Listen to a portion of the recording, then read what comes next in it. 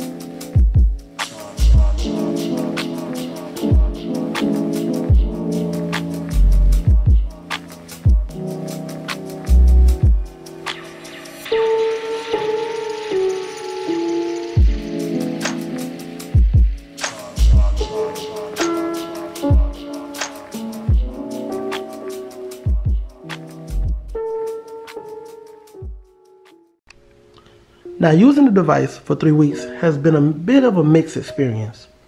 Don't get me wrong, everything works, but it works when it kind of wanted to. So there were apps that closed on their own, or I noticed apps that wouldn't open after I touched them. And oh yeah, it did get a little bit warm at times.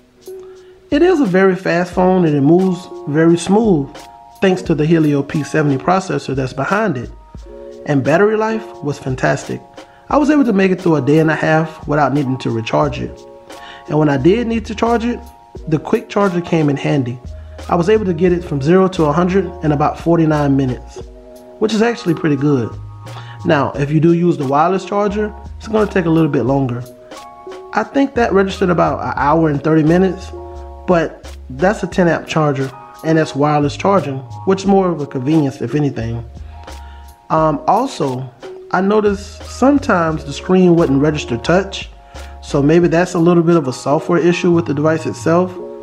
It didn't always do it, but at times you would be pressing and pressing and then you would notice that it wouldn't press or touch or work properly. And oh yeah, the fingerprint reader.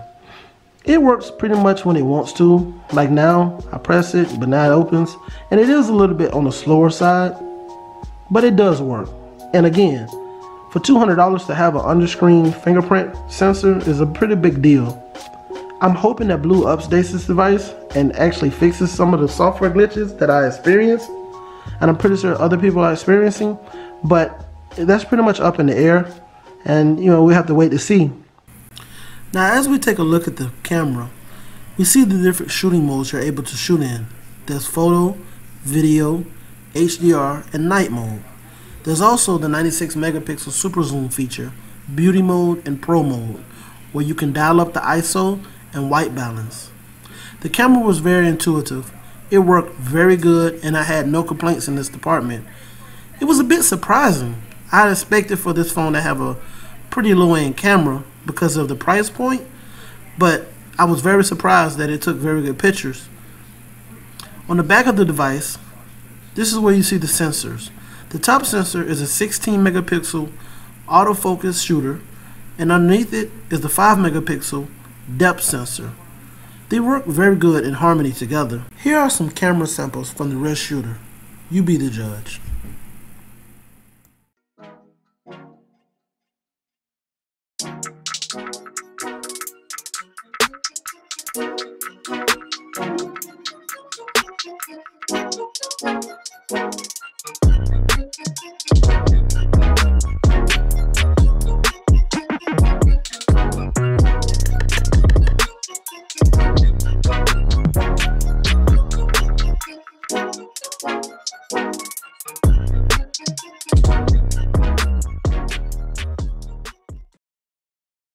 And here's some footage from the front-facing 13 megapixel selfie camera. As you can see, the video is very sharp. Although there's no image stabilization, it still has a very good bit of detail and I will give it thumbs up for a great front-facing camera. Now, as we take a look around the device itself, we see on the right side there's a volume rocker, a power button. The very top, that's the 13 megapixel selfie camera that actually protrudes from the top of the device. This is a noise cancellation microphone. In the very back, this is the 16 megapixel autofocus camera along with the 5 megapixel depth sensor and a flash. The very bottom of the device has the 3.5 auxiliary port, a microphone, USB Type-C with quick charge, and the speaker grill. This phone has a single speaker. The speaker is of very good quality. It gets very loud. It's not the clearest speaker, but it does get the job done. Now, the only gripe I have pretty much with these hardware buttons is that the actual power button is very soft. It's easy to press. So easy that probably about 80% of the time I accidentally press it just from having the device in my hand itself. I can be texting or watching a video, and if I press it a little bit too firm, that happens. Now, I would say Blue should have moved the power button to the opposite side to keep that from happening, or they could have put it a little bit higher. But it did present a very big issue while using this device.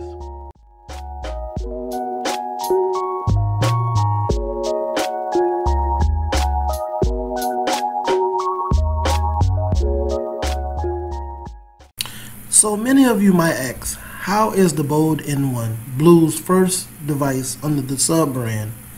Well, in my personal opinion, they have a ways to go. The device was a little bit unsettling because of the software issues that it was having. I actually had to switch out my first one and ended up with this one because I thought I had a defective device.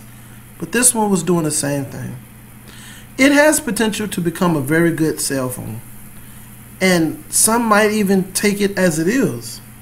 But for you all who want value for your money, I would stick around and wait for Bold to update their device. It just needs to be fine-tuned. I believe the worst part of the experience was just the power button location. I constantly kept pressing it by accident, and it became very irritating at times. This is a pretty decent device, but it definitely has to be updated to become an excellent device or excellent value for the money. I appreciate you all for joining me for this review. Please hit subscribe below. I'm Jay with Top Tech Reviews, and I'll see you all in the next one.